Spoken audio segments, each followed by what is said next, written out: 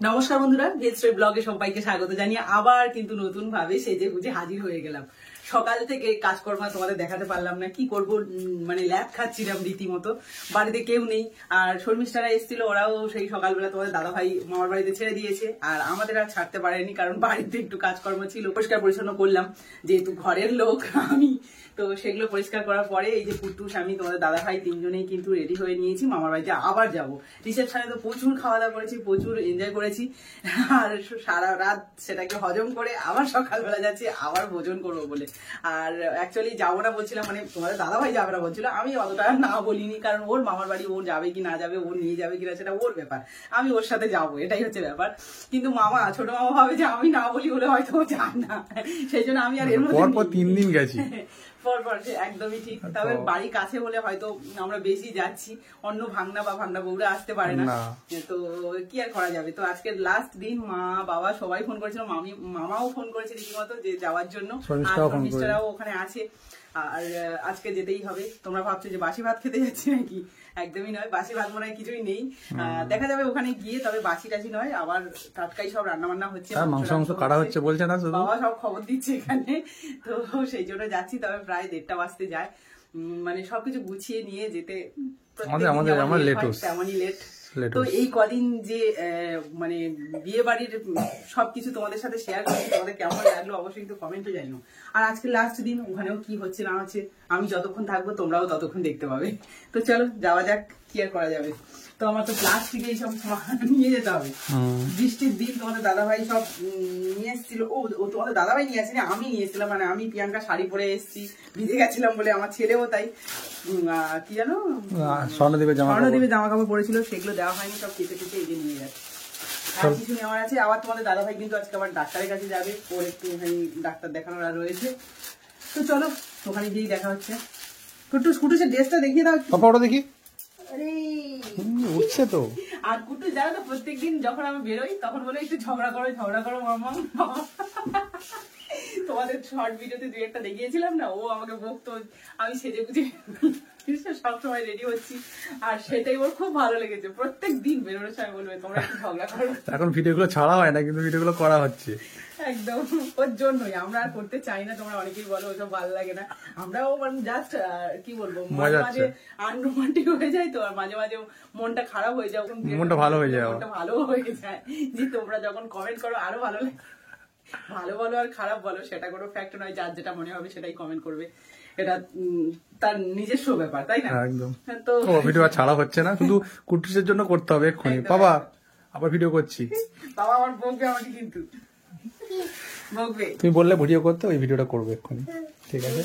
দেখো, কুট্টুসের কথা মতো হাসির ভিডিও করে তবেই কিন্তু মামার বাড়িতে এলাম, আর এখানে এসে দেখছি একদিকে ভাত ফুটছে আর একদিকে কিন্তু ছোট মামিমা মাংস ধুচ্ছে, আর ছোট মামা কিন্তু ভাত ঝাড়াচ্ছে, আর যে পাত্রে ভাত হচ্ছে সেই পাত্রটা ছোট হয়ে গেছিল, সেই জন্য কিছুটা ভাত কিন্তু হাঁড়িতে তুলে রেখে আবার জল দিয়ে ভালো করে ফুটিয়ে তারপরে কিন্তু ভাতটাকে নামাচ্ছে। আর এদিকে দেখো টকবগিয়ে কিন্তু মাংসের ঝোল ফুটছে, দারুণ কালার এসছে না? আর এই যে দুই যা মিলে কিন্তু এই রান্নাটা করেছে, এছাড়া কিন্তু আর অন্যান্য রান্নাগুলো হয়েই গেছে আগে। আর এখন এই মাংস তরকারির টেস্টটা কেমন হয়েছে সেটা জানার জন্য কিন্তু আমাকেই দিয়েছে চেক করতে। তো দেখো এখানে মাংস সহ কিন্তু একটু ঝোল দিয়েছে, আর এটাই আমি এখন খাচ্ছি। আর তরকারিটা মুখে দিয়ে দেখলাম যে নুন ঝাল তেল সব একদম পারফেক্ট আছে, মানে খেতে দারুণ লেগেছে।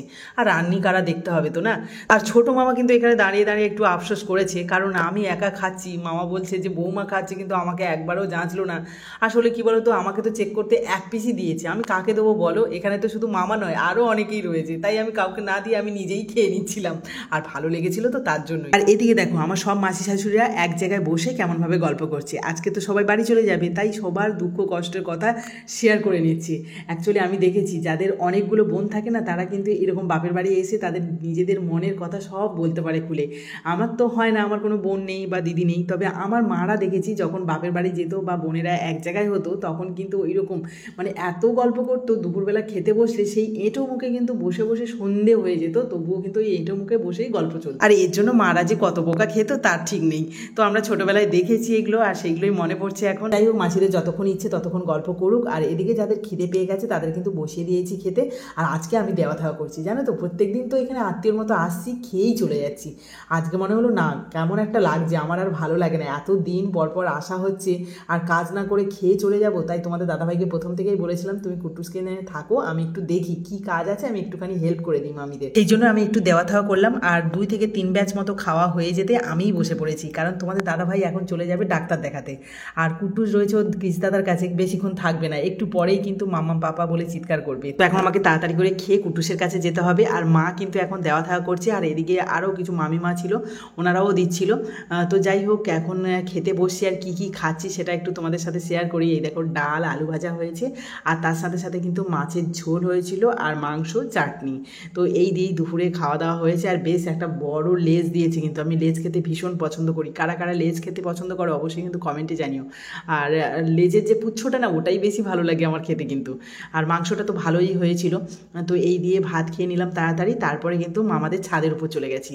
আর মামাদের ছাদটা তোমাদের ঘুরে দেখানো হয়নি, এটা হচ্ছে মামাদের, মানে 2 মামাদের, ছোটো মামাদের বড় মামাদের দুজনেরই ছাদের উপর ঘর রয়েছে একটা করে, আর বারান্দাও রয়েছে প্রত্যেকের সামনে, আর একটাই কিন্তু সিঁড়ি মাঝখানে রয়েছে। আর এখানে কিন্তু 2 মামাদের কারোরই থাকার লোক নেই, নিচে এত ঘর রয়েছে, ওখানেই সবাই থেকে যায়। আর বিশেষ করে তো ছোটো মামাদের অনেকগুলো ঘর, আর বড় মামাদের তো কেউ নেই, শুধু বড় মামি আর বড় মামির ছেলে। কি করবে, কোথায় থাকবে বলো, ঘর এমনিই পড়ে রয়েছে। আর পাশে দেখো, মামাদের পাশে যে মাঠ রয়েছে, আর সেখানে যে ঠাকুর মন্দির তো ভরা রয়েছে, আর সেগুলো কিন্তু ওপর থেকে বেশ ভালো লাগছে, তাই না?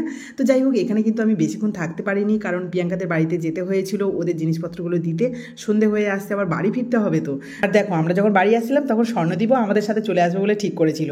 আর এদিকে সন্ধে হয়ে আসছে, ওকে যদি নিয়ে আসি আর কান্নাকাটি করে, সেই জন্য ভয়ে আর তোমাদের দাদাভাই ওকে নিয়ে আসেনি, ওকে একটা খেলনা এবং একটু খাবার কিনে দিয়েছিল।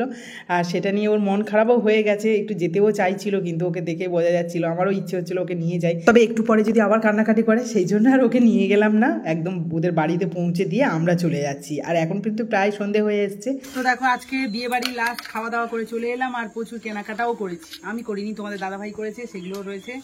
আর এই যে একটা স্পেশাল চপ্পল কিনেছে কিছু বাবা, দেখেছিস?